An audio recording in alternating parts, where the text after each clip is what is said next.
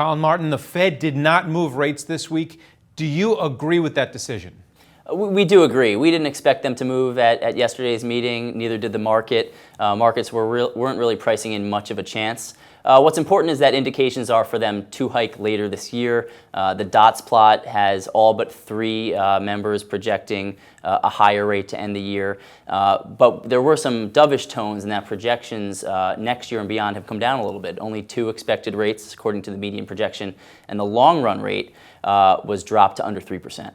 All right, so we're getting closer, and you say December is when it's going to happen. What could prevent that from happening? We do think December is likely. A big slowdown or a sharp slowdown in employment could do that, or a sudden decline in inflation, but that's not really what we're seeing. The labor market still appears relatively strong, and inflation is moving in the right direction. It's tailed off a little bit since the highs earlier this year, but the trend is higher. All right, and the yield curve has been steepening of late. So do you think this is going to continue? In the short run, we think it can continue. Over the long run, we think a flatter curve is more likely. But right now, we think there are some forces that can push long-term rates up a little bit, like we've seen over the past few weeks. One of them is just the fact that global central banks could be at their limits of what they're doing in terms of QE. We didn't see an expansion from the BOJ or the ECB, so we saw long-term yields rise a little bit. We think that trend can go up, but over time, we think the trend will probably resume flattening. All right, we've been speaking about central bankers. What should investors be doing? How should they be allocating their assets, at least from between now and December? Yeah, at Schwab, we recommend to shorten your duration a little bit. We think investors should focus on short to intermediate duration securities.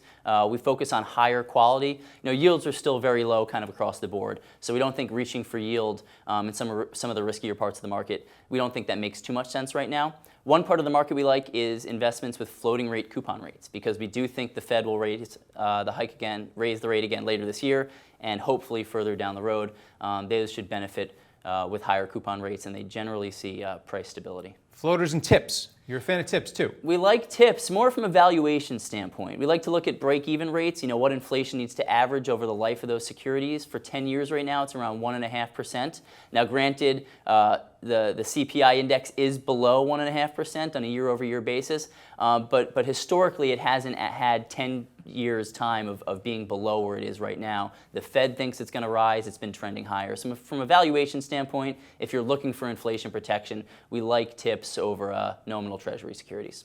Fed wants 2%. They're just not getting it. Thanks a lot, Colin. Thanks, Greg. And thank you for watching The Street.